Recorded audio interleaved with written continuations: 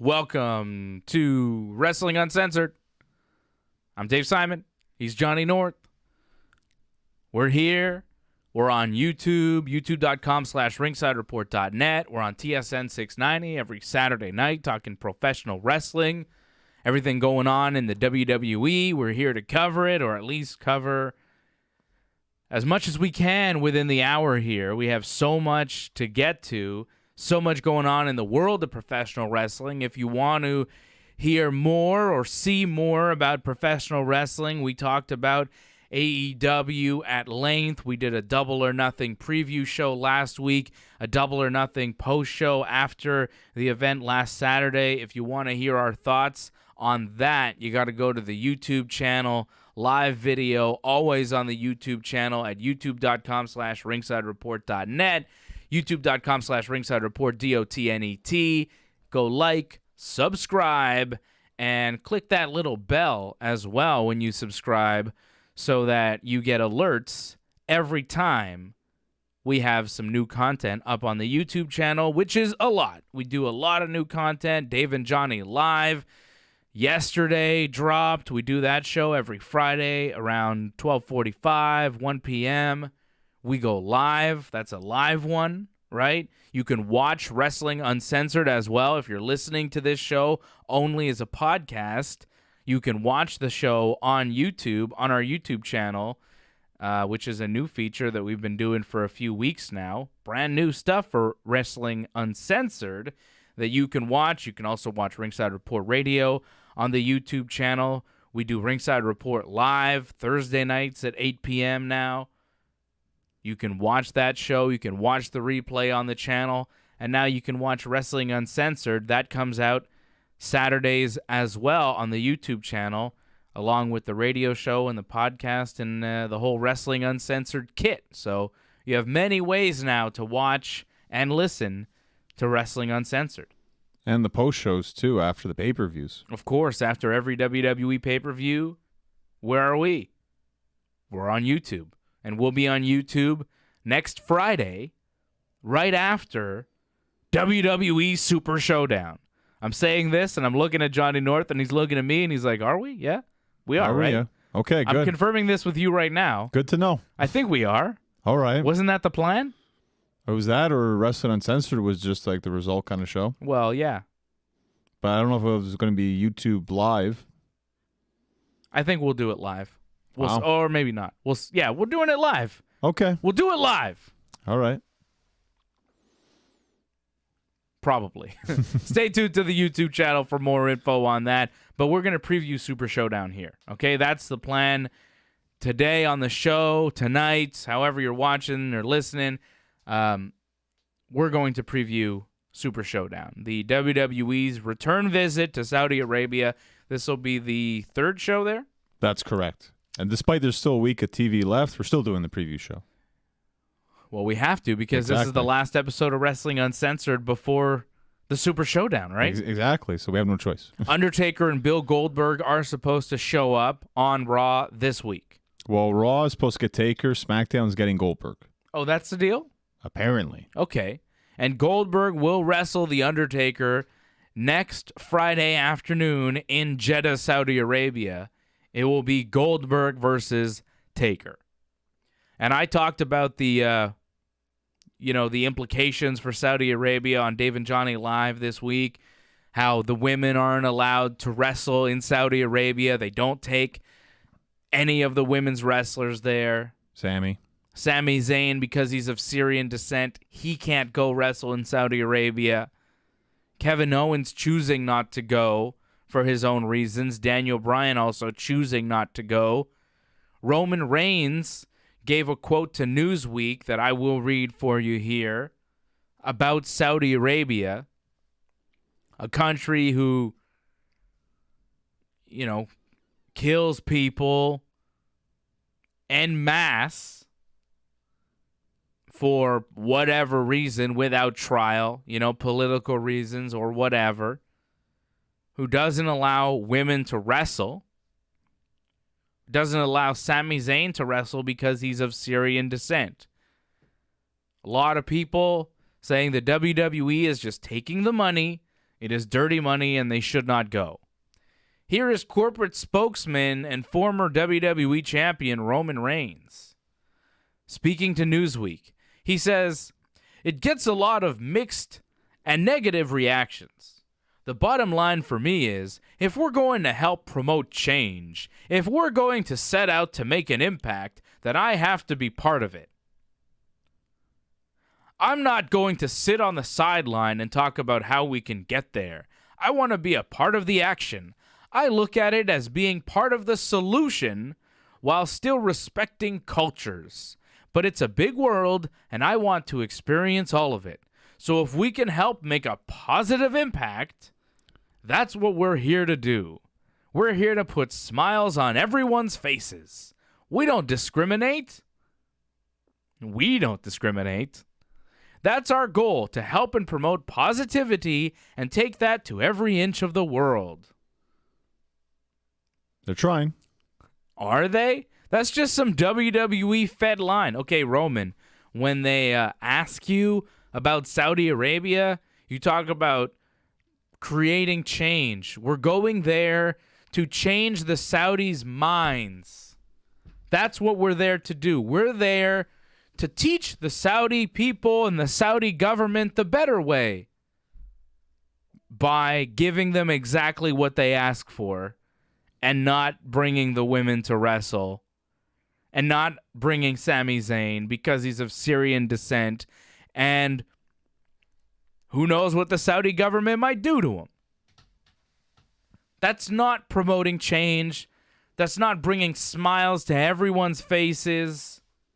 That's taking the money and ignoring your morality, ignoring your principles, telling us that this show is equal to or better than WrestleMania when the WrestleMania main event of Becky Lynch, Charlotte Flair, and Ronda Rousey would not be allowed to appear on the show. It is a shame for the WWE. It is a disgrace. And they're not going to change anytime soon. It is what it is. We're going to preview the card as best we can. We're going to try and get through it. I'm not going to, make this a whole political show about Saudi Arabia, right? It's up to you if you want to or not. I mean, it's your decision. Yeah, we can do what we want. But I will say that as we speak, I'm wearing a Sami Zayn Bienvenue à Montréal t-shirt. You can see that if you're watching on YouTube. And I'm with Sami Zayn, and I'm with Kevin Owens, and I'm with Daniel Bryan. I like those guys. And shame on you, Roman Reigns. You're a leader of the company. You're one of the untouchables. And this is the type of stuff you say to Newsweek. You're a corporate shill. You're a yes man. You're a corporate champion. This is why the wrestling fans don't respect you. Because like your great cousin, The Rock, once said to John Cena, real men see through bull stuff. I can't say that on the radio, but just bull's enough. Bull. BS. Real men see through BS. And I'm a real man, Roman Reigns, telling you I see through your BS. You're not promoting change. You're not putting smiles on faces. You're taking the money and you're saying, yes, Vince. Whatever you want, Vince. You want me to go to Saudi? I'll go to Saudi. Daniel Bryan saying, no! No! And I respect him even more for it. Because Daniel Bryan is Daniel Bryan is Bryan Danielson, right? With the volume turned all the way up. The guy that we see in the ring is the real guy, and the principles that he has, that he talks about in his promos, are the ones that he truly believes in. Because Daniel Bryan is one of the few exceptions in WWE who's actually allowed to say some of the stuff he actually wants to say. As we found out on the great Chris Jericho, John Moxley, a.k.a. Dean Ambrose podcast this week, no matter how big you are in the WWE, you still have to say exactly what Vince wrote for you to say. which we tackled at length. If you want to hear our thoughts on the Jericho-John Moxley podcast, we talked about that at length and also previewed the NXT TakeOver show that's going on tonight on Dave and Johnny Live this week, a wrestling-heavy episode of Dave and Johnny Live you can check out on the YouTube channel. We talked about the Moxley-Jericho interview. Fascinating stuff. Really shows you how little input even a top superstar in the WWE has on their own character. It's kind of sad in a sense that WWE expects you to be an actor, and they don't even train you really to be an actor. They just expect that's what you're going to be. Hey, and if you're good at it, if you can recite their lines word for word like Roman Reigns does when he says suffer and succotash, or when he says putting smiles on people's faces. Not here to, we don't discriminate. Our goal is to promote positivity and take that to every inch of the world. I think he believes in that, though. No, he doesn't. Yeah, I think he does. Well, if he does, he's a sucker. He's dumber than I thought. Maybe, but... I don't think he believes in it. I think Joe Anoa'i knows. He knows. He's just saying what he has to say to get by and to keep the spot that he has and to not ruffle any feathers and to just go by without a headache. I think he's going to Saudi Arabia. Everybody else is going to Saudi Arabia. He's not here to rock the boat. But when you're a leader, when you're Roman Reigns, when you have that kind of clout in the company and you're asked about the Saudi trip by Newsweek and that's the response you give, it is disappointing and it is the reason why a lot of wrestling fans don't like you, Roman Reigns. Because they see you as the corporate champion, the guy that Vince likes, and that's why you're here. And when you say stuff like that, it just cements that idea that you're a corporate yes-man champion, you do whatever they say, and that's why you're in the spot you're in. And your matches with Elias are super boring. And no one wants to see Roman Reigns wrestle the promoter's 50-year-old son. It's one of the top things going on WWE right now. It's one of the most pushed angles going on in WWE right now. It's what Vince McMahon thinks is going to stop AEW. Oh, I'll tell you what, pal. You know what we can do to really help creative? Give him more Shane. Everybody loves Shane. Here comes the money. He'll do the dance. It'll be great. Yeah. Like, I'm sure Vince is thinking that backstage all the time. I think Vince just sees that Shane gets a reaction all the time. That's the main thing. Unlike a lot of people, not everyone's getting reactions. Shane is getting one of the biggest reactions out of anyone in the company. That's why he's pushing him. AEW Double or Nothing happens on Saturday. How does a WWE respond on Monday? I'll tell you what we're going to do, pal. We're going to give you, for the first time in years, Shane McMahon wrestling on Raw. That's what you want to see, right? You want to see a Shane McMahon match? The promoter's 50-year-old son. I'm never going to stop saying that. You didn't like his triangle choke this week? No, it was terrible. I don't want to see Lance Anoa'i, whoever that is. What was that? He looked like a head shrinker. Shane McMahon cuts a promo in the ring with Drew McIntyre. Shane talks about the McMahons and the Samoan dynasty and Roman Reigns. Talks about Peter Maivia and The Rock and Yokozuna. The head shrinkers. He mentioned the head shrinkers. Right. He mentioned them all, I think. Mentioned a lot of them. I don't think he said Umaga or Rikishi.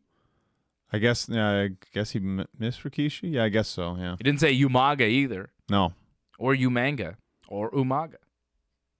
However it's pronounced. He did talk about the Wild Samoans, of course, Roman's father, part of the Wild Samoans, Afa and Sika.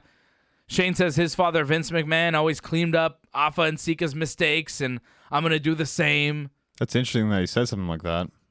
Seeing what happened with Jimmy. Jimmy Snuka. Right. Tongan, not Samoan. Okay. They're all related, but whatever. I'm going to let that sit. I'm just going to let that sit there. But yes. Yeah. I'm with you on that. Okay. You're killing it today, Johnny North. Shane McMahon then wrestles one of the Samoan dynasty, Lance Anoa'i, who I don't know where he comes from. I don't know where he's been. I think he's a son of Samu, I think they said. Whatever. So Lance Anoa'i shows up. Shane puts him in a kind of reverse triangle. He beat him with like a rear naked choke-esque submission, and then he put him in like a weird reverse triangle and beat him up. And then Roman Reigns eventually shows up, like after this family member is just beat up and berated for 15 minutes. Eventually, Roman comes and helps him. Like, they had to sell it. Again, like, this is what Dean Ambrose was talking about on that podcast with Jericho. The writing is so bad that the characters you have there aren't even relatable and aren't even guys that you would like. Like Roman Reigns, if you're a guy that I like, if you're a real hero, you show up in the promo. When Lance Anoa'i shows up before the match even happens, you come and you make the save and you beat up Shane. You don't wait for Shane to have a match and embarrass your family member and then beat him up after the match for a good while before coming to make the save. Roman made the save too late. It was too late for it to matter. When Roman finally made the save, it wasn't like, oh, yeah, get him, Roman. It was like, oh, cool, Roman's here. This segment's finally over. Well, it's just the way they wrote it. I mean, it's too bad. Yeah, it's poorly written. It's poorly written. It's not Roman's fault it was written that way, though. No, I'm not saying it was Roman's fault. It wasn't Joe Anoa'i's fault that Roman Reigns showed up too late. Right. It was the writer's fault. It was Vince's fault. It was the people that are putting this show together. It's their fault. I don't know if it's the writer. I don't know if it's Vince. I don't know if it's a producer. I'm not there to say who made the final decision. But whoever's making these decisions, usually the final decision is Vince. And if you believe what Jon Moxley said this week on Jericho's podcast, that was Vince's fault. It's his company. Nothing gets by on TV without going through Vince. So I'm going to blame Vince. For all the Shane McMahon on TV that we're seeing, I'm going to blame Vince. I'm going to start blaming Vince for a lot more of this stuff directly. I love Vince McMahon. He has created many great things in wrestling. The WWE, WrestleMania, so many great characters and stories throughout the years. It's probably time to step aside, though. Oh, people have been saying that for years. Yeah, it hasn't happened. And the show's been bad for years. But now, they've got a real company with real money behind it going up against them, ready to go to war. And I'm sure they love it. It's good. It's great. It's when they were at their best, when they had competition. But what if you're not up for the challenge? I think they're up for it. Look at the roster they have. It's fantastic. Look at the shows they produce. It's still the best produced wrestling show. You mean the slick production? It's good. It's nice. It's nicely put together. It looks glossy, but does the show actually look good? Is the show actually good? You're talking about the actual content, then. Yeah. Content. You know as well as I do that it's not good. It needs some work. It needs a lot of work. Do we need to see Shane McMahon as much as we do? I don't mind seeing Shane that much. I like Shane. I love the song. It's a great song. You like the song? Oh, I love it. It's Here good. comes the money. And I love the stiff punches with Shane, too. It looks like he's really killing someone with those punches. Did you like the promo in the Lance Anoa'i match this week? I didn't like the fact he did a promo on Raw and then did a promo on SmackDown. It's like, okay, it's a little bit too much, but all right. They're really trying to push this. And the fact that Drew McIntyre has to come out and just do absolutely nothing but do a little beatdown. A long promo on SmackDown, too. Well, they're both long promos, in my opinion. Shane McMahon Appreciation Night. Drew McIntyre's there. Elias is there. Shane talks for a while. They do a Shane McMahon video package. Yep. That was okay. I like that. It was good. Shane's awesome. How much Shane do we need? More. It's just more Shane. You're lying to me. Well, So- no, that's what we got this week. And then Not Shane true? says the video package made by the great Kevin Dunn, and then the crowd boos. It's all right. And Shane's like, no, there's no reason to boo Kevin Dunn. I would disagree. Then Elias sings a song about Shane McMahon. He's the greatest, yeah. And then the best part of the segment was when R-Truth shows up. He's being chased through the crowd by Drake Maverick. He realizes it's just Drake Maverick chasing him. He beats up Drake Maverick, pins him, 1, 2, 3, retains his championship, the 24/7 title, right? Good. Then, which is like weird, right? Then Shane, Drew, and Elias decide to beat up on R-Truth. Elias pins him. Elias is the new 24/7 champion. Sad. And then Shane says, tonight, Drew and Elias will team up to face R-Truth and Roman Reigns. Why would Shane put his guys in a dangerous situation like that against Roman Reigns? I have no idea. Yeah, I'm not sure. It's kind of weird. It's stupid because the writing is bad and inconsistent, right?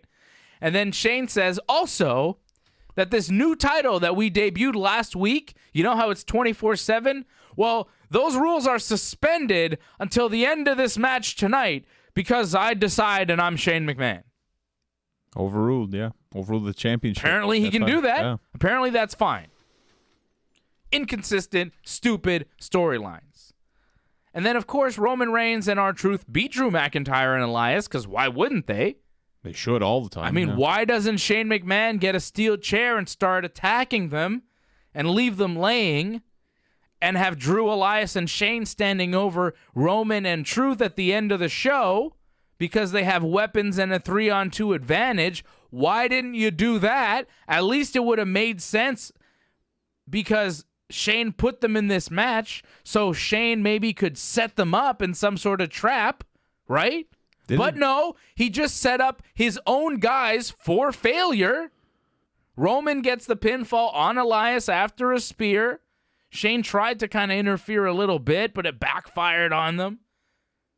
Drew and Shane just left Elias alone in the ring, and then Roman's like, oh, hey, R-Truth, I'm going to spear Elias, and then you could take your 24/7 title back, and then everything will be back to normal. Nothing will really change because nothing ever changes in the WWE. We'll just stick with the status quo, and Truth will have that 24/7 title back, and that's how SmackDown ended this week. It's fine. I don't hate the idea of R-Truth having the 24/7 title. I don't care about that. Doesn't really matter. What I don't like is the dumb stories that they're putting together. Why would Shane put his guys in that match against Roman Reigns, who beats everybody up? Doesn't really make sense, other than he wanted to soften Roman up, but they didn't even do that. They lost, and they lost the title that they won. And Shane booked this for his own guys. It makes no sense. Well, Shane's just bad at planning. It backfired pretty much. So Shane's an idiot. Shane's really dumb. He's a bad guy. Yeah, bad guys are dumb. Well, the good guys are dumb too. Everybody's dumb on this show. How are the good guys dumb? Seth Rollins is a big old baby. He's a big, dumb baby, okay? Seth Rollins, Kofi Kingston in the ring to start Monday Night Raw. Brock Lesnar shows up with his normal music, and then it switches to some sort of generic hip-hop beat, and the Brock party begins. Brock has the Money in the Bank briefcase up on his shoulder like a boombox. Half of it now has been painted into a boombox, and he is dancing. This was great. I liked it. Brock Lesnar dancing is great. I don't really like dancing wrestlers in the WWE, but Brock Lesnar doing it for some reason is very funny and a little endearing. I love the swearing, too. Swearing was good. So Brock shows up. He's got a Brock party sleeveless hoodie on, and he's dancing to Kofi's music, and then he dances to Seth Rollins' music because he's like, who am I going to cash in Money in the Bank on? Is it going to be you, Kofi? And then Kofi's music plays, and then Brock dances, and then he's like, is it going to be you, Seth? And then Seth's music plays, and Brock dances, and Heyman was like doing air guitar and headbanging in the background. I thought that was great. I thought Heyman and Brock, comedic Heyman and Brock, very good. Nice departure from the same old Heyman and Brock, like Heyman coming out. My client Brock Lesnar is the best ever. He's done this, he's done that. UFC, NCAA, WWE, Super Strong, Devil, Beast Incarnate, ba ba ba ba ba. Like, that was getting old. This, dancing, headbanging, confused about the rules, that was way better. So, Brock dances. Seth Rollins gets mad and he just leaves. Good, thank God, because it was way too long, that segment. No, but Seth is standing there waiting for Brock to kind of make up his mind. Seth and Kofi are there. It's 2-on-1. They could just beat up Brock if they want to. Could try. And, well, Seth beat him at Mania. You figure him and Kofi could take on Brock no problem. Kofi hits anybody with trouble in paradise these days, and they're going down. He's beating everybody, right? Right now. So Seth just decides to leave. Leaves Kofi alone with Brock, by the way, who's carrying a weapon. That's good, you know. Real nice, Seth. Thanks a lot. And Paul Heyman goes, well, Brock was going to announce who he was going to cash in on, but because Seth left, well, we won't be doing that tonight. So that was it. That was a segment. But then it wasn't they over. came back. Yeah. They come back, and I'm like, what are they coming back for? To do the usual promo. I don't understand. Because they didn't do the usual promo, so now they have to do the usual promo. It was bizarre. Like, Brock showed up at the second hour of the show. I guess they're like, yeah, all right. It got better, in my opinion. So Vince's answer to AEW so far is more Brock, more Shane. Yeah. That's his solution. Less wrestling. But more Brock, more Shane. Okay? I don't know if that's the answer. I don't think it is. So Brock and Heyman are back in the ring. Heyman's about to announce who Brock is going to cash in on. And then Seth Rollins shows up and he interrupts them. Seth is a child. It's like, okay, just wait here in the ring, Seth. Brock's going to announce, no, I'm leaving. I don't care. He leaves. And then Brock shows up and Heyman's about to say it. And then Seth's like, oh, I'm coming back. Now I'll come back. He's like a child. He leaves. He comes back. Big baby Seth Rollins. How are you supposed to get behind this guy as a baby face? He acts like a big baby, not a face. I don't mind Kofi, though, in this. Kofi's like, I just want a challenge. Yeah, Kofi's playing it cool. Yeah. Seth is coming off like an idiot. Well, right? Seth is stupid. Likeable. The Seth Rollins character is an idiot. Okay? He's dummy. He's a dummy. He's not likable. He's never been likable, in my opinion, but for some reason people like him because his song is loud and it says burn it down. People like to chant burn it down. Yeah. People like him in the ring. He does some flips. He's got a good look. He does some flips, right? So Seth says, this is my life, and Brock Lesnar's making a mockery out of it because you're a joke, Brock Lesnar. I was like, what? I don't really understand. Seth's promo was not very good. I didn't like the laughing. You notice that? Like he was like almost like broke character there. It was weird. Seth saying Brock is a shell of what he used to be, and then Heyman starts reading the Money in the Bank contract out loud, explaining, the rules of Money in the Bank, saying Brock could cash in on whoever he wants, and Brock stops Heyman at one point when Heyman's like, yes, Brock has between this date, 2019, and this date, 2020, to cash in. May 19th. May 19th, 2020, to cash in the Money in the Bank. And Brock stops him, and he's like, wait a second. I have a year? I got a year to cash in? He grabs a contract and starts smacking Heyman in the face with it. He's like, why am I trying to decide now? I have a year to do this? And Heyman's like, yeah, you have a year. You didn't know? Brock's like, no, I didn't know, which was hilarious. It was so funny. I love the concept that Brock Lesnar has the Money in the Bank, but he cares so little about the WWE, their rules, and how things go on that he doesn't know that he's got a full year to cash in Money in the Bank. He thought he had to cash it in like right away. He thought you win Money in the Bank, and then you have to show up as soon as possible and cash in on somebody, and that's how Money in the Bank works. Right. He didn't realize that he could show up anytime over the next year and cash in. I thought that was really funny. It was believable. It was a believable concept for Brock, and it was very well done. Brock and Heyman did it perfectly together, right? Their little back and forth off mic, but you could still hear it, was perfect. Well, except the bleeping. I didn't hear the swears. I don't know what you're talking about. There was definitely a lot of bleeping. Like when Seth was talking, there was bleeping because I think Brock off mic was swearing. Maybe. And then, like, something he said with Heyman, the second he said, like, you have a year, all you heard was bleep, bleep. So you can just imagine what he said right there. So Brock says he didn't know that he had a year.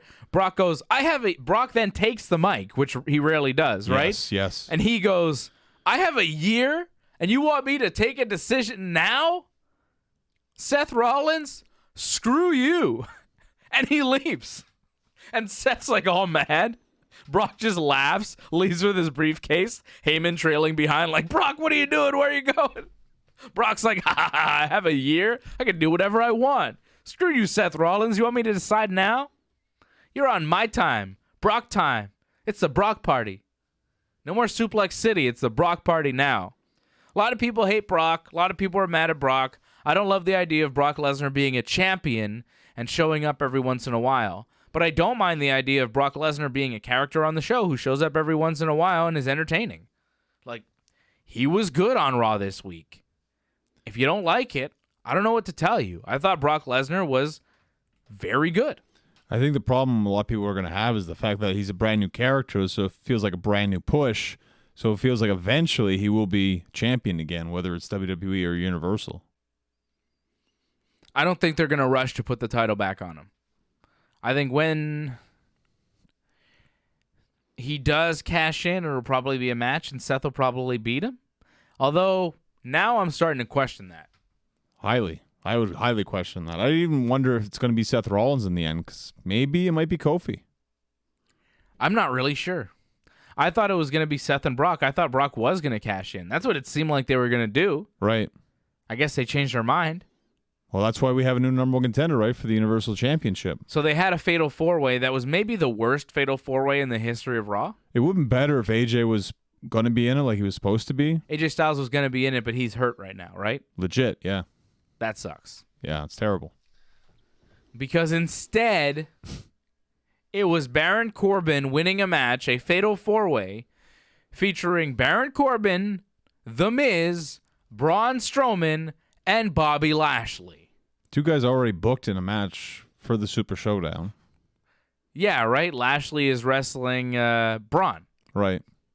So they weren't going to win. No. And Miz, like, who cares? Well, I wouldn't be too surprised if it was Miz winning, but I wouldn't have been too excited for the match either way. I wasn't excited for any scenario. I was like, oh, this is a fatal four-way and the winner gets a championship shot. I don't want to see Braun and Seth. I don't want to see Bobby and Seth. I don't want to see Miz and Seth. And I don't want to see Baron and Seth, but that's what we're getting. Baron Corbin, Tom Peastock against Seth Rollins for the Universal title at the Super Showdown on Friday afternoon. Well, I felt like we were getting this no matter what. We were eventually going to get Corbin and Rollins because Corbin pinned Rollins in a tag match a couple weeks ago on Raw.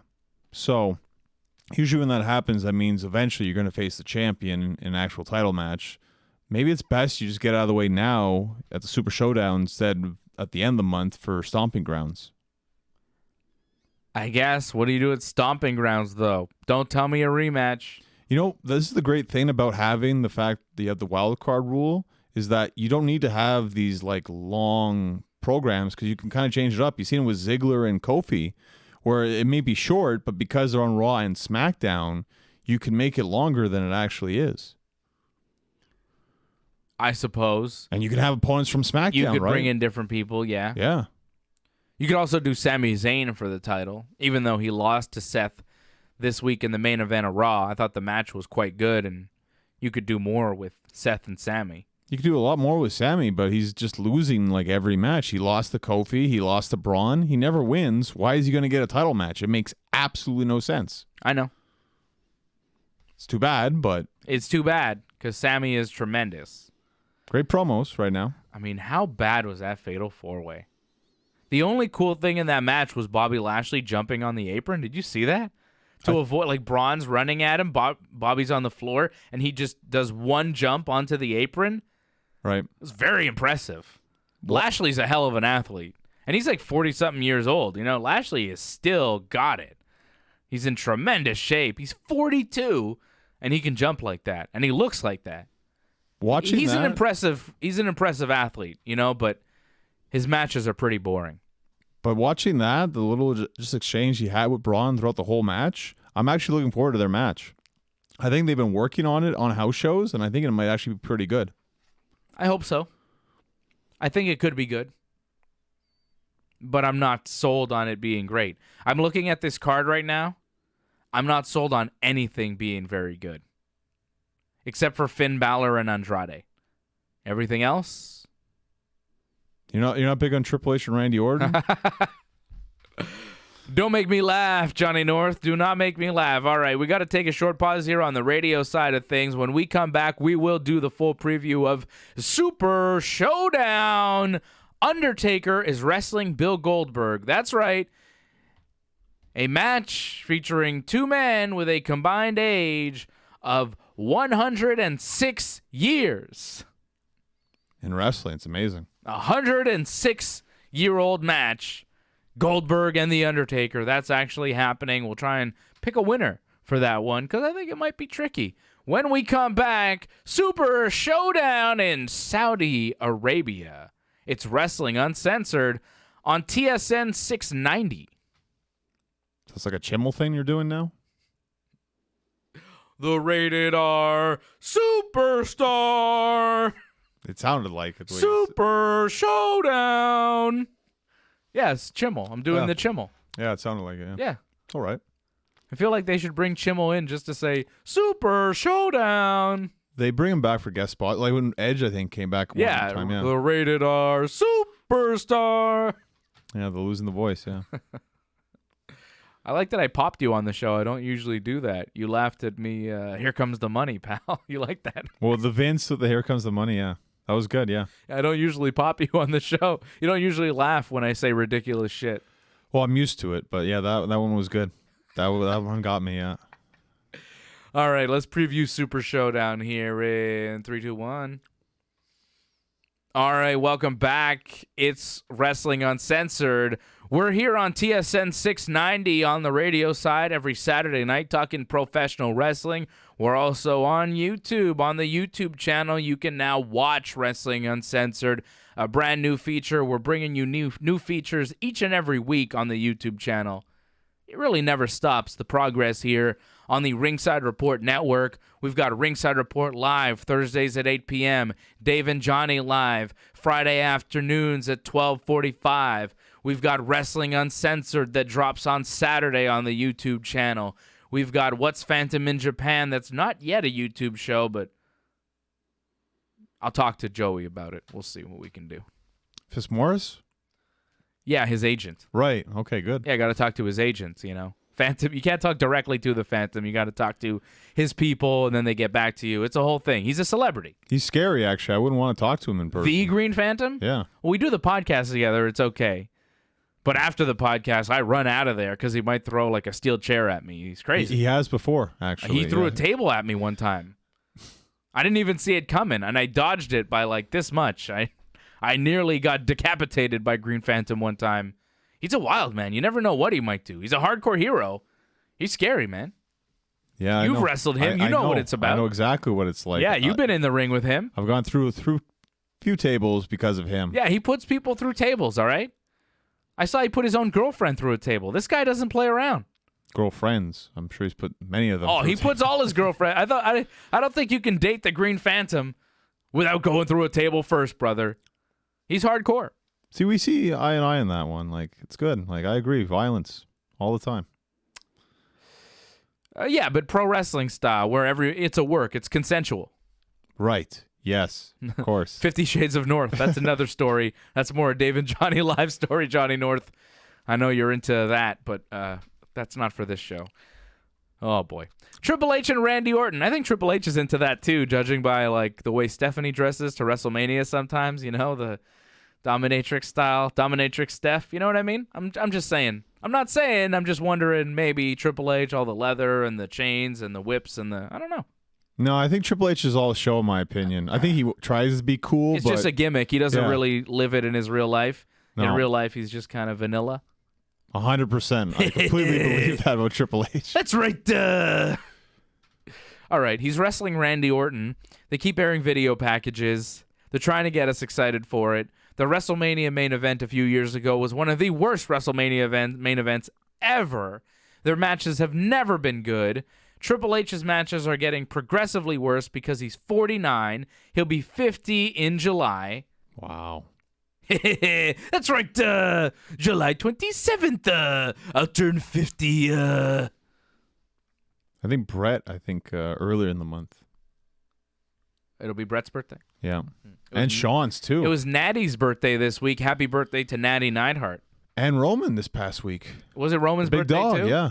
Hoo-ah! Happy birthday, Roman. We love you, you corporate shill, you. Bury him at the same time. That's beautiful. Right. Yeah, well, you can't get away with this, okay? I'm not going to let him get away with it. No one should let him get away with this. Providing that statement to Newsweek should be, like, he should have to deal with that.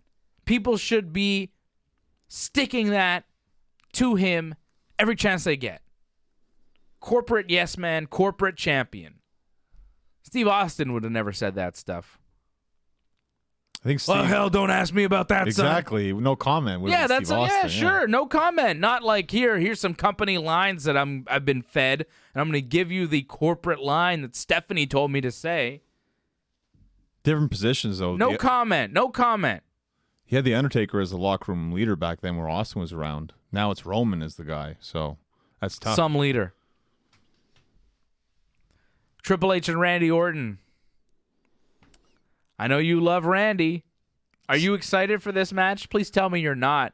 Well, I remember seeing them in a steel cage match. I think it was at a house show here. Yeah, I was there. And it was horrible. And this was like over 10 years ago. That was to warm up for a pay-per-view match where we practically saw this exact same thing. And it was horrible. Yeah, it was rough. It's never been good. You're right. They've wrestled so many times and it's never been good. And now they're doing it again at a stage in their lives when it'll be worse. I think Randy's still in his 30s, though, somehow. So Randy's 39 and has been wrestling forever. It's amazing because he was so young when he started, right?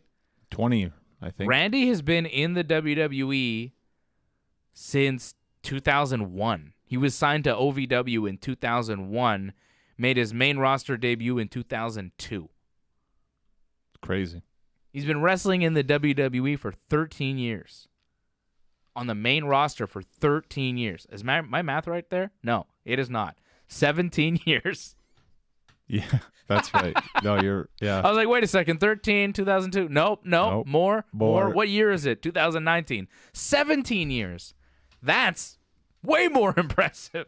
Well, practically 2 decades in wrestling when you think about it. Crazy. Yeah. That's almost amazing. 20 years in the WWE for Randy. He'll be 20 years in at 42 years of age. That's crazy. Like Bobby Lashley's 42. He's not 20 years in. No, but he also went to MMA, though. It's different circumstances. Yeah, but Randy Orton will be 20 years in the WWE when he's 42. He had a great career. Amazing career. The longevity. Match-wise, I enjoy him more than Triple H, that's for sure. He's had a great career like Lex Luger had a great career. Like Lex Luger was a big star in wrestling, and sure, there were a couple matches here and there that were pretty good. But overall, mostly a look, kind of middle of the road, nothing special. I think a lot of people would disagree with you on that one. I think Randy, just again, because of the longevity, just has more to work with than what Lex Luger had to work with. I guess the RKO is nicer than the torture rack, but he's been in... Lex had a better body, though, brother. There's no question of that. But Randy had the wellness policy, which he failed many times. So Randy was in much more WrestleManias. Yeah, bigger SummerSlams, bigger star, main events. Sure. Yeah, Randy had a better career than Lex, even. But I'm just saying, he's not Bret Hart. Well, neither is Triple H. Right. Nobody is right now. In WWE. Maybe you could say Daniel Bryan. Thank you. You know where I'm going there. But he's not a full-time guy, really. Yeah, he is. And he's not going to be on the show. Well, he's not going to be on the Saudi Arabia show because he's a man with principles. So the guys that I would consider in the Bret Hart level, they're not on the show. So Daniel Bryan, Kevin Owens. AJ Styles because of injury. Yeah, AJ Styles. So there's really no one on the Bret Hart level on the show at all. No. You're not watching this for a wrestling show. You're watching it for the show. It's the spectacle of it all, right? So Triple H, Randy goes over. Randy hits the RKO. 1, 2, 3, beats Hunter. Hopefully this goes under 25, but I think it's going to be at least 20 minutes. At least, yeah. It's going to be a long match, and it will be bad. Maybe 18, because I think that's what Cena was. It was about 15, 18 minutes to Cena match. This is going to be so bad, man. It's going to be awful. It'll be the opening match. Cena and Triple H was not great. You think this will open the show? Triple H opened it last time. Why not? Get it done and over with. It's the best way to get the best reactions for this because it's not going to be that great of a match. It'll be very slow. Very slow. I think Triple H is going to win because apparently Triple H is on a winning streak now, and Triple H needs to keep winning for whatever reason. What was his last match? The tag team with Shawn? Beating Taker and Kane? That was in Saudi Arabia, but he beat Batista at WrestleMania. Oh, yeah, he worked Mania, too. Oh, that match was bad, too. As soon as Batista fell coming into the ring, you know it was going to be a bad match. He beat The Undertaker at the last Super Showdown. Yeah, Triple H is on a win streak. Okay, beating Batista is one thing. Beating Undertaker is another. But Randy Orton is like in his 30s. No, Randy should win. Randy goes over 1, 2, 3 RKO. Randy's actually on SmackDown. Randy's actually a real wrestler. Triple H is, just a guy in a suit. No, Randy goes over. I'm going to, very rarely am I adamant about Randy Orton needing to win a match. He needs to win this match. It's not right if Triple H beats him here. That'd be stupid. Go Randy. I always feel that way. I'm cheering for Randy. When Triple H wins matches, like when he beat Sting, I thought that didn't make any sense whatsoever, but he still won. It's Triple H. It made a lot of sense. We can revisit it if you want to, but I know you don't want to. I predicted that match to happen. I explained to you why it happened. Sting was WCW. Triple H was WWE. It's WrestleMania. Who do you think's going to win? Obviously the WWE guy. That's how that story was built. That's how it was positioned, and that's what we got. Obvious, and it made sense because, yeah, WWE beats WCW, of course. You're going to give Sting a title shot against Seth Rollins. Whatever. Sting's a part-time guy. Randy is a real wrestler. I mean, he's kind of part-time, but he's kind of not. Like, he's not full-time like, Kofi Kingston's full-time, but he's full-time like, a little bit less than Kofi, a little bit more than Brock. Kind of in between. Right. I mean, at least you see him somewhat on the rig on TV. Let's say he's on most of the pay-per-views. Yeah, I would say that. Yeah, most of them. He was in Money in the Bank. Right. He's on most pay-per-views. He's at WrestleMania. He was at Mania. He had a big match, right? Yeah. Against AJ Styles. Right. That was big. Yeah. Randy should be Triple H. Of course he should, but it's Triple H, so I think Triple H is going to win. Oh, my goodness. I can't believe, we feel this way, but that's the way we feel. I don't feel that way. I think Randy's going to win.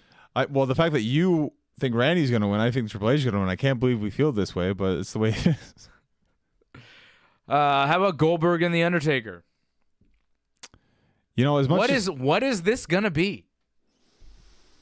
It shouldn't be much of anything. It should be turned to a tag match. You should have the Daivaris interfere or something. The Daivaris. It makes the most sense. 3, 4, 5 Daivaris. As many Daivaris as you can get. Doink Daivari, Dink Daivari, Stink Daivari, all the Daivaris. Just turn to a tag match. Let Taker and Goldberg both win. Make them both shine. I think they both need it. That's the best way. Turn it into a tag match? Yeah, that's the best way to do this. No, I want to finish. Well, if you're going to do a finish, I think the best way to do this is just Goldberg squash. Yeah. I want a Goldberg squash. I don't want a match.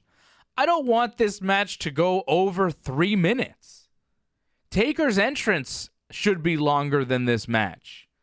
This should be Goldberg hitting a spear, maybe Taker starting off, maybe Taker taking a spear and then getting a little offense in, and then another spear and then a jackhammer, and then it's over. 5 minutes, you're in and you're out and you're done. These guys are 50 years old. Taker's 54, Goldberg's 52. These guys shouldn't be wrestling. No. Under 5 minutes, Goldberg goes over, spear jackhammer, if he can get him up for the jackhammer, whatever. I think he can. This is stupid. Taker should have retired 5 years ago. But he hasn't. He's still around. So when Brock beat him, it should have been over. No, I think when Roman beat him, maybe it should have been over. Okay. But it's not over. It should have been over. It shouldn't be going on this long. But Taker loves the money. That's good money. Taker cannot turn down a payday. And he doesn't care where that money's coming from. Saudi money? Sure, Taker will take it. He doesn't care. Taker's legacy, Taker's career, and how people will remember him, who cares? Taker's got money. Well, I think his legacy is pretty much cemented. As long as he doesn't go like Chris Benoit, like I think he'll be okay. I don't know. I think a lot of kids are going to be growing up seeing The Undertaker as some old guy who sucks. He's a legend. You know, he used to be one of the most powerful forces in all of WWE. Yeah, but a lot of people will never really know that. A lot of people will never see The Undertaker that we knew and loved. We say that, but there's a network. I mean, of course they can see it. Yeah, but They just didn't grow up with it. this kind of makes Undertaker a little less impressive. The way he walks around in the ring, the way his matches are, it's just like, it's not good. It's sad. I actually thought like he didn't look too bad really at some points in the match, in the tag match. When Undertaker, one of the greatest of all time, is at a point where it's like, he didn't look too bad, you're not at a good point. Well, neither was Triple H, but Triple H still goes. So it just goes to show that it doesn't really matter if they can or can't go. As long as they're getting paid, they're going to go. A lot of 50-year-olds on this card. A lot of 50-year-olds. Just 3, no? 4. Oh, because of Shane, yes. I mean, Shane, Hunter, Goldberg, Taker, Goldberg. Right. They're all 50. Well, Some of them are just under 50. You know, Shane and Triple H are 49, but they'll be 50 in a couple months. Goldberg and Taker are over 50. these are the stars that were asked for. This is all they have. This is what they do. Well, they don't have Yokozuna because he's not around anymore, so they couldn't bring him. Brock's not a young man either, you know. Brock's 40-something. Is Brock on this card? So Goldberg goes over Undertaker? Yes, we're in agreement? It's the only way for it to be actually a good match, I think. Because Yeah. if we have an Undertaker match where he wins, oof. Taker's going to have to do a lot to Brock, and I don't want to see that go on for that long, right? Is Brock on this card? Brock has money in the bank. Brock is advertised to be appearing at Super Showdown. Is he going to be in the 50-man Battle Royal where the winner gets nothing? Like, how dumb is that? You don't win anything for the Battle Royal. Maybe a trophy like last year. But this isn't the greatest Royal Rumble. That was for the greatest Royal Rumble. Right. This is the Super Showdown. It's not a Rumble. It's a Battle Royal with 50 people in it. I guess Brock will be one of them. And there'll probably be a bunch of unknown people that you don't know. Like, remember last time they had a Super Battle Royal? They had some guy that kind of looked like Yokozuna, but wasn't Yokozuna because the Saudi government thought Yokozuna was still alive and they requested him. So Right. the WWE just found a guy who kind of looked like him, who couldn't really wrestle. Didn't last long with Mark Henry, if I'm not mistaken. No. Yeah. Is Big Show going to be there? I wouldn't be surprised. Well, This is the kind of show where you see guys like that come back. yeah, Mark Henry maybe, something like that. Is Mark? I thought Mark Henry was AEW because like he was there.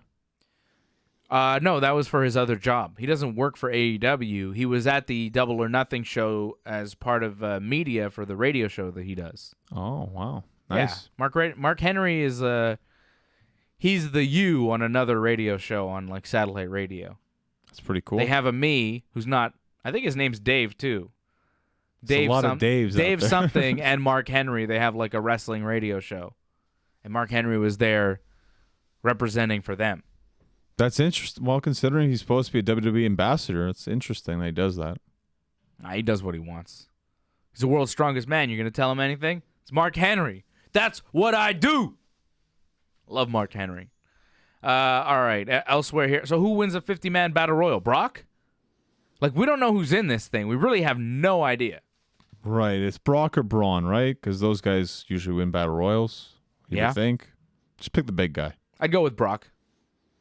Goldberg, Undertaker, Braun. No, Braun's not in the battle royal. He's wrestling Bobby Lashley. Oh, so if you're wrestling, you can't be in the battle royal too? That's a lot of people just to be standing in the locker room just for that. I have no idea. Wow. They haven't announced any participants as of right now. No one is official for the 50-man Battle Royal. No one. Can't be Hogan? Hogan would be the best. Oh, man, Hogan winning, too? I'd love to see that. Tremendous. He could. Why not? To hear Real American playing in Saudi Arabia? Yes, we need to see that. Let's go. Big Terry. Braun and Bobby? We talked about it a little bit. We think the match could be good. It's got a possibility of being good. I think Braun probably winds up winning, right? Yeah, that's probably the safe bet. I think a lot of the faces are going to win these matches on the show, so why not? I think Kofi's going to beat Dolph Ziggler. Well, yeah. Dolph Ziggler is just here because Daniel Bryan and Kevin Owens didn't want to make the trip. I think the WWE wanted to do Daniel Bryan and Kofi Kingston here. Bryan decided not to go. I think their backup was probably going to be Kevin Owens. He decided not to go. Dolph Ziggler was pretty much done with the WWE. They summoned him from wherever he was, and they got him to do this short program. He's going to have a match with Kofi. He's going to lose to Kofi, and then we won't see Dolph Ziggler again. He's only here for this one match, and that's why all this time spent building this match on Raw and SmackDown, it's been pretty boring because, you see in a lot of brawling with Dolph and Xavier Woods and Kofi Kingston and Dolph promos saying he's going to win the title and all this stuff, and I'm like not believing a second of it. But I feel like if you've been watching WWE the last 10 years, Ziggler versus Kofi Kingston. So for this to finally be put to end, possibly, I think you'd be kind of excited for this. Because so many times they feuded for the U.S. and Intercontinental Championship, and now finally it's for the big championship. It's good for them. It's nice for them to kind of put a bow on their feud. 100%, yeah. But, it like you said, it's a match that we've seen a million times on the mid-card, and now we're supposed to see it again as a main event. Triple H and The Rock was like that. Triple H and The Rock or Triple H and The Rock? Well, it wasn't exactly great. Dolph Ziggler ain't Triple H or The Rock. In terms of character, no. Kofi Kingston might be, but Dolph Ziggler is not. Kofi Kingston I would put on that level. I mean, he's not The Rock yet, but, could be The Rock in training. Kofi Kingston's extremely charismatic, very fun in the ring. He's a future Hall of Fame wrestler. Dolph Ziggler, I don't know. I feel this. I'm not hyped for this match. I know Kofi's going to win. I don't think it's going to be particularly good.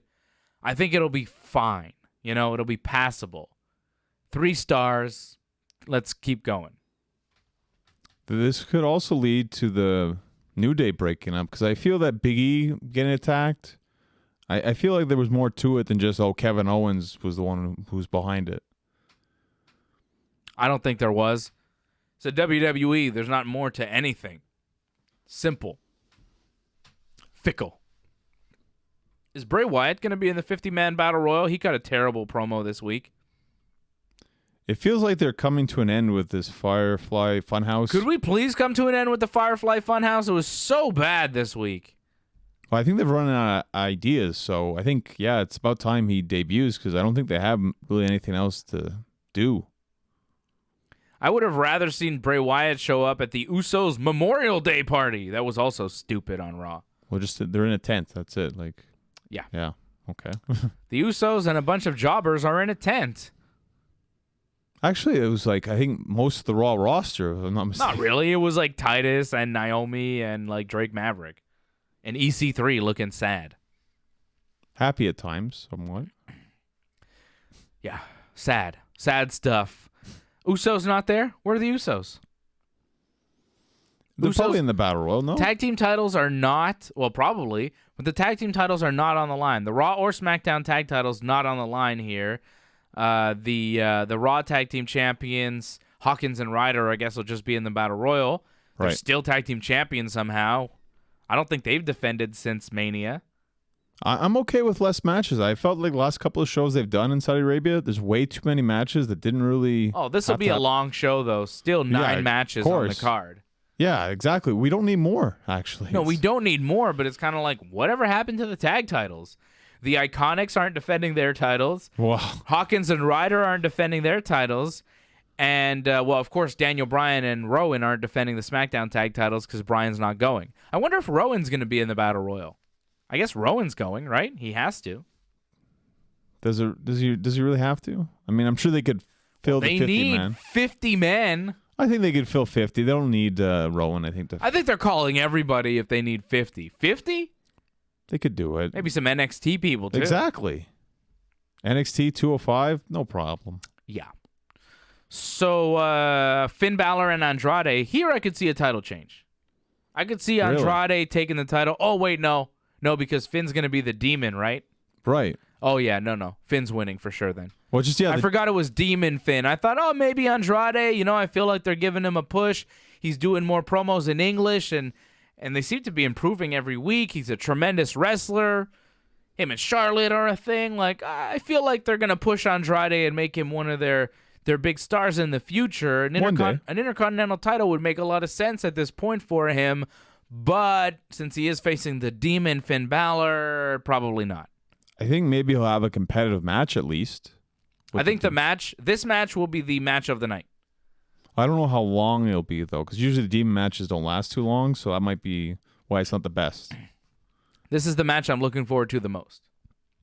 Well, you have high expectations. Hopefully it delivers. What's Finn Balor and Andrade? It's two good wrestlers.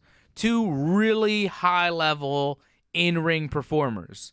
Look at this card and tell me there's another match that has two really high-level performers going at it one-on-one. Two in their prime high-level performers, because I know you're going to go with Triple H and Randy, but that's not fair. Okay. Yeah, you're right. But still, like, there's other matches It's with the potential. only legit match on the card. Right. But there's matches still with potential, though. I mean, Braun Strowman, Bobby Lashley, I think that's going to surprise us. Dolph Ziggler, Kofi Kingston could be good. Yes. But we know the result going in.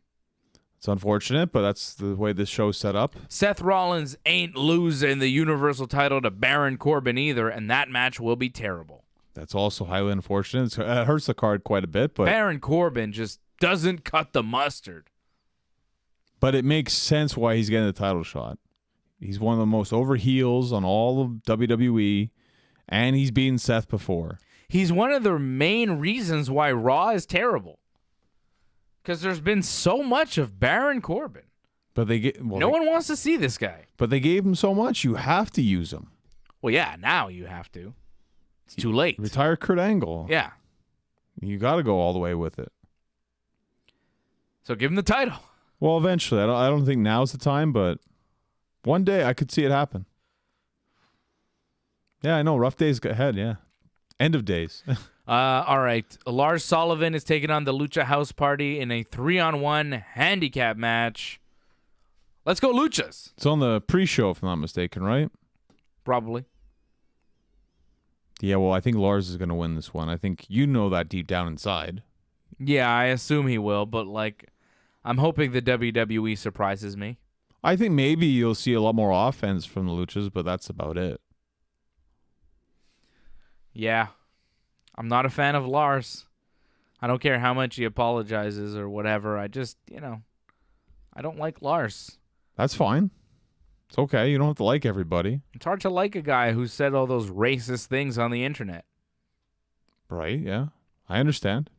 Ricochet and Cesaro wrestled this week. Last time they wrestled, Cesaro won. This week, it was Ricochet after a nice Hurricane Rana deal into a pinfall. I thought the match was quite good this week. Maybe not as good as last week. I don't know. I think it was even better, in my opinion. Oh, okay. I thought last week was better, but I thought this week was comparable. Very, very good. And I like that we are seeing more Cesaro versus Ricochet. Like last week, we watched the match. I said, hey, more of this. This is good. And WWE's like, okay, here it is again. I mean, at a certain point, they got to give us a reason, right? They got to switch it up. They got to give them a feud. They got to give them a reason as to why they're wrestling each other. But a couple weeks in a row, giving us a really good match between two solid performers like Ricochet and Cesaro. It was like a hidden gem of Monday Night Raw. Because a lot of people don't want to watch Raw. You don't want to sit through all the Shane promos and the R-Truth running around and the Firefly Funhouse. But hey, every once in a while, you get to see Ricochet and Cesaro tear the house down. Well, it took like an hour until you saw some actual wrestling on the show. That's pretty bad. Yeah, 45 minutes before the first match, which was Shane McMahon and Lance Anoa'i. So was it really the first match? I think it took even longer to get to the first real match, which was Becky Lynch and Nikki Cross against the Iconics. Becky got the disarmer on Billie Kay. Billie Kay? That's her name, right? Yeah. To get the win. Lacey Evans came out after the match, but just kind of walked around, which, that's what she does. Well, she wrestled, I think, Bayley on SmackDown. Lacey? Yeah. Yeah. And she lost. But then turned on Charlotte. Yeah, that was an interesting deal. It was Bayley beating Lacey with a roll-up pinfall. So Bayley pushed Charlotte, who was on commentary. Charlotte then chased Bayley into the ring. The referee got distracted by Charlotte. Lacey rolls up Bayley in the meantime for a 3 count, but the ref doesn't see it. Bayley then rolls up Lacey.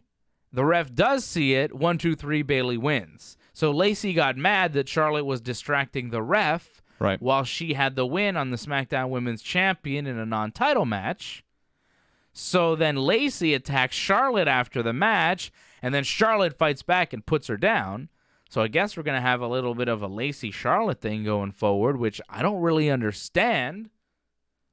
Because what does Bayley do in the meantime? I'll tell you what she does. She faces Becky Lynch one-on-one at the next pay-per-view, which will be Stomping Grounds. Well, after the Super Showdown, yes. Well, no, I mean, the women aren't allowed to wrestle at Super Showdown. Right. So the next real pay-per-view from the WWE is June 23rd in Tacoma, Washington, Stomping Grounds. I don't know if it's going to be Bayley and Becky, but... That's what it should be. Bayley and Becky, and then Lacey versus Charlotte, one-on-one. Because it also felt like, because Lacey came out after Becky's match, I could see them do Lacey and Becky again. Unnecessary. But Becky already beat her. What's the point? Because they love to do rematches. Yes, they do. They love to give us the same match over and over again. Sometimes it's good, like Ricochet and Cesaro. Sometimes it's not so good. I enjoyed seeing Kofi Kingston and Kevin Owens open up SmackDown this week. I thought that was really good. You see, on Raw, we had to wait like an hour and a half before we saw a real match. SmackDown, boom, right off the bat, real match. Oh, I think they realized a little bit of a Kevin Owens promo that was good, and then boom, match. They realized that, I've got to get to some action, not just talking. Yeah. Did you notice Kevin Owens actually hit his swanton this time? Yeah, I know. Usually it's always the knees up. Kevin actually hit it on Kofi Kingston this time. We were just talking about it, I think, last week when watching the Kevin Owens match. He got hit with the knees, I think, at maybe Money in the Bank or something a couple weeks ago. It was. He goes for the swanton. Kofi gets his knees up. Kevin does the bump off the knees, which always happens. And you're like, yeah, you made a comment like, yeah, he never actually hits the swanton. It's always the knees. And you were right. And then this week, watching the match, it's like, oh, going up for the swanton. Here come the knees. Nope, knees stayed down. Kofi took the swanton. Very rare, which I think is cool, because every time Kevin goes up for it, you're like, oh, here we go. But no, they did it different this week. I thought the match was real solid, and that spot in particular, I was like, oh, cool. That was nice. Good. Well, that's Kevin, because Kevin actually puts work into his matches and thinks about it, and is like, well, people are going to see this coming, so I'll change it up. He actually cares about what he does in the ring, unlike some people that just go through the motions. Yeah, that's right. He actually thinks about it. He actually puts effort into it. He's not lazy. And I'm sure when the writers give him something, he's like, let's change this, change that, change this. He doesn't just take whatever they hand him and say, okay, I'll go out and say that. But he is Kevin Owens isn't a corporate yes man. But he is signed for the next 3-4 years. Yeah, I thought he signed like a 5-year deal a year ago or something. Yeah. Right. So, yeah.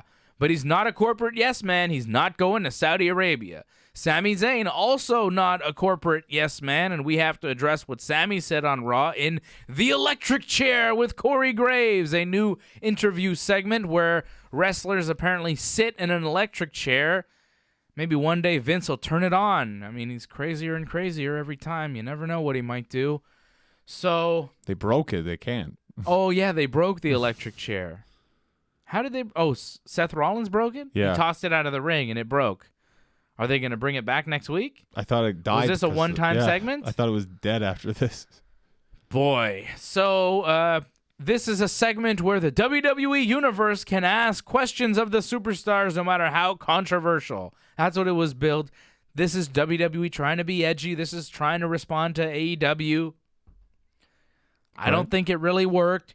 People asking Sami, one guy's like, when are you retiring? And then Sami's like, are your father and mother related? And then another kid was like, do you miss the ginger snaps from Mixed Match Challenge? And Sami's like, are you asking about Becky Lynch? You're asking me about my tag team with Becky Lynch, or are you asking me about Seth Rollins? And I was like, I don't really know what he's saying there. I don't know. He's just saying Becky Lynch, Seth Rollins, trying to be edgy. He's probably told to be edgy, and he's like, all right, I'll just say Seth Rollins here. It didn't really make a lot of sense. And then another guy asked Sami what it was like to get beat up by Seth Rollins. And Sami's like, I'd like to punch you in the face, but I won't do it because I'd get sued. And then Sami's like, you guys are asking terrible questions. You should ask if I'm a good kisser, which is strange. And he's like, because I am. I'm a very tender lover, which I was like, what are you talking about? It was bizarre. And that was the kind of thing where it's like, is that Sami saying that? Is that Vince telling him to say that? It was weird. It was weird either way. I wasn't really sure. And then another guy asked Sami why he hasn't won the Universal title. And Sami's like, I don't like your questions. You guys are all asking me bad questions. You could have asked me anything. You could have asked me about AEW. And then all the fans start chanting, AEW, AEW. And then Seth Rollins shows up and tossed the electric chair out of the ring. And then they had their match, right? People are freaking out. Seth won. Seth beat Sami. Very good match. Curb stomp, whatever. Right. The AEW comment is what got people talking. People are like, I can't believe he said AEW. I think he probably got clearance from the WWE to say AEW. There are reports that Vince McMahon was freaking out backstage when Sami said that. So either somebody wrote it, Vince didn't see it, didn't know, which is unlikely but possible. It happens.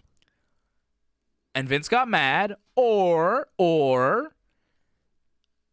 Vince is pretending like he was mad for one reason or another. Maybe he doesn't want the other wrestlers to go out and start talking about AEW, so if he gets mad when one guy does it, the other wrestlers won't say AEW in their promos.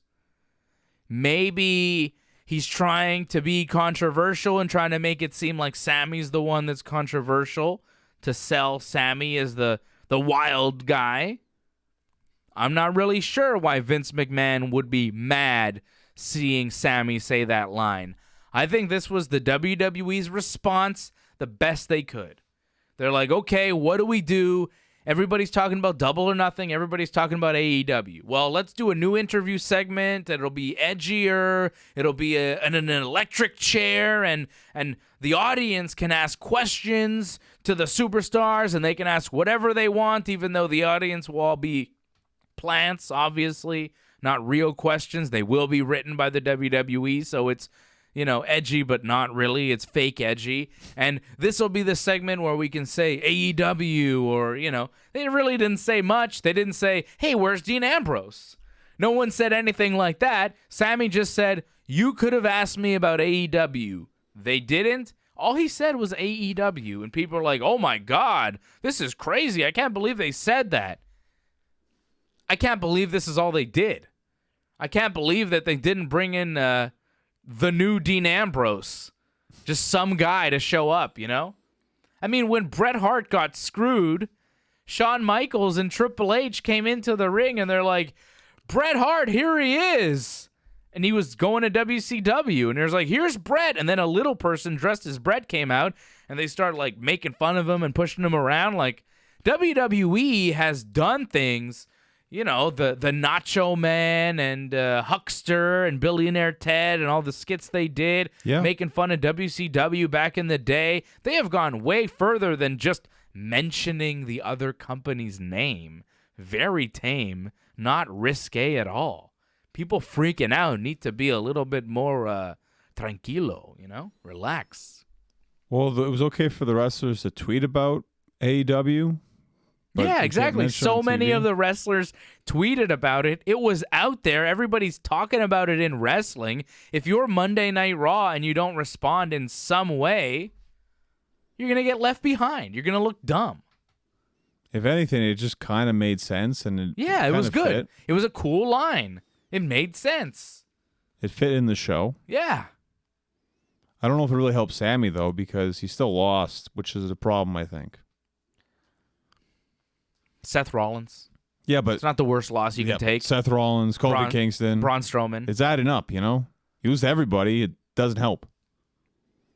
I don't disagree. Like, how are you supposed to believe in him whatsoever? Like, if he can't ever win? I don't know.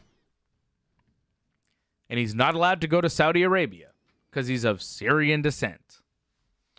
Real nice. I stand in solidarity with you, Sami Zayn. I am with Sami Zayn. I wouldn't go to Saudi Arabia either. Shame on you, Roman Reigns. You should not be going to Saudi Arabia, and you should not be the corporate shill that you are. You should not be saying the things that you are saying.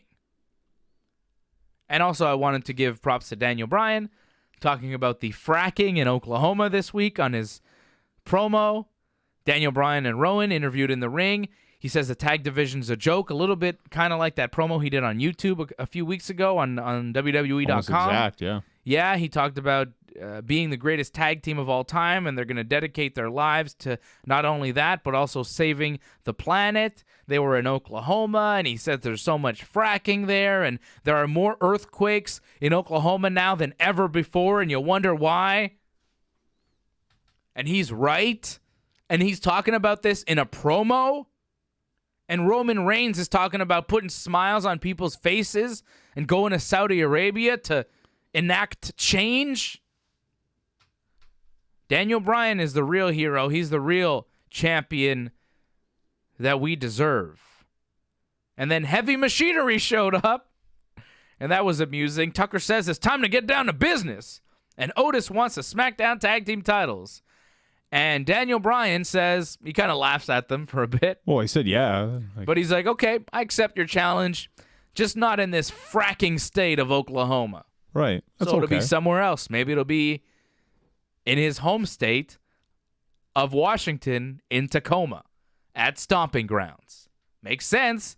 Didn't like the state of Oklahoma. You know what state he does like? The state that understands Daniel Bryan, Washington. His home state in Tacoma.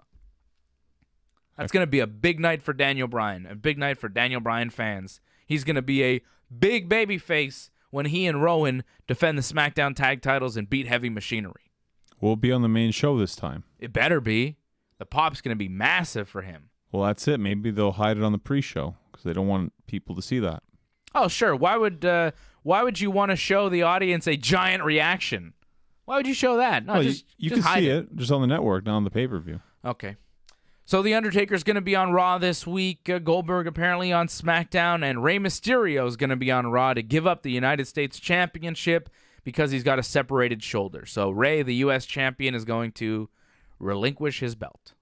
But what, that makes Samoa Joe the champion? That's what Joe was saying. That's what Joe was saying, but it's not necessarily true. And you know what they should do? What? Crown a new United States champion at Super Showdown with a 50-man battle royal. Oh, that sounds like you're putting things together too well. Makes too much sense? Yeah, it makes too much sense, yeah. Well, the 50-man battle royal has nothing on the line. We have a vacant U.S. title. Yeah, it makes too much sense. And what better place to crown a new United States champion than Saudi Arabia? Yeah, it makes way too much sense. Makes perfect sense.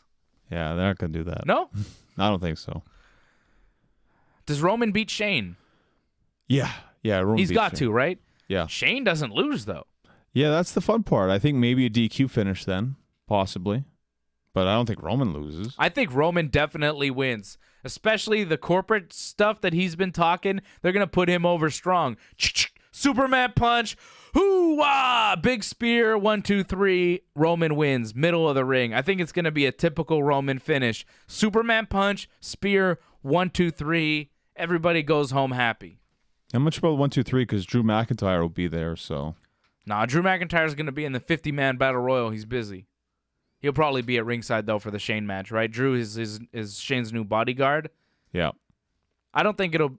maybe it'll be a DQ finish, and then we'll have another match at Stomping Grounds. Makes sense. No DQ or Falls Count Anywhere, one of those Shane McMahon-style matches. More Shane. More Shane. Let's keep it going. More of Shane, the promoter's 50-year-old son, feuding with your most pushed guy, Roman Reigns. Let's do it. That's best for business. All right, Johnny North, we are way over time. When can people see you in the ring? When is your next match? It's going to be next Saturday in St. Hyacinth, defending the British Commonwealth Championship against Mike Marston. Oh, yeah, another defense, another victory for the champ right here. The big man, Genesis Johnny North. Follow him on Twitter at North Genesis. Follow him on Instagram at Genesis Johnny North to see all his cool bodybuilding pictures, see how jacked he is. Check out his Instagram. You can go to our website, ringsidereport.net, wrestlinguncensored.net. All the info for everything is on our website. Also, the YouTube channel, definitely go there, like the video, leave a comment, and subscribe to the channel. That way, anytime we have new stuff on the channel, you get an alert. Click the little bell. And when we're live, when we're uploading a new show, it'll be right there for you. You can subscribe to us on iTunes, on YouTube, on Google Play. We're everywhere. But on iTunes and Google Play, you only hear us. On YouTube, you can see us as well. So you can now watch Wrestling Uncensored on the YouTube channel. And that's at youtube.com/ringsidereport.net, youtube.com/ringsidereport.net. Sweet.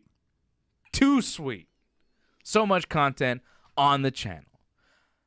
I want to thank Jimmy and Marco for helping us out back at TSN 690. I want to thank the whole Ringside Report Network team as well for keeping everything going. Johnny North, Freddie Garcia, my family. We got the whole family unit going on. AJ D'Alessio, Muscles Marco, Green Phantom. A tremendous team. I love the team. And I thank you all for everything that you all do, because without you guys, this wouldn't be going anywhere, right? Without you, Johnny North, there is no Wrestling Uncensored. Same to you, Dave. Same to you. Yeah, well, there actually was a Wrestling Uncensored without you, and I was on it. So I guess I'm more necessary for Wrestling Uncensored. But I wouldn't want to do the show without you. You know what I'm saying, John? Well, it's the same. Like, I completely agree. I feel like it really became a show when I came on the show. Well, of course. Of course. You're the main event. Right. You're the star attraction. You're the main man. Look at those arms. Well, shout out to Jeremy Prophet, who did the show at first. He warmed it up for you so you could take over. You know, he was the opener. You're the main event of Wrestling Uncensored. Follow him. Like him. It's Johnny North. He's the man. And I am Dave Simon. Thank you for watching. Thank you for listening. Thanks to Jimmy and Marco at TSN 690 for all the help and everything they do. For Johnny North, I am Dave Simon, and this has been Wrestling Uncensored.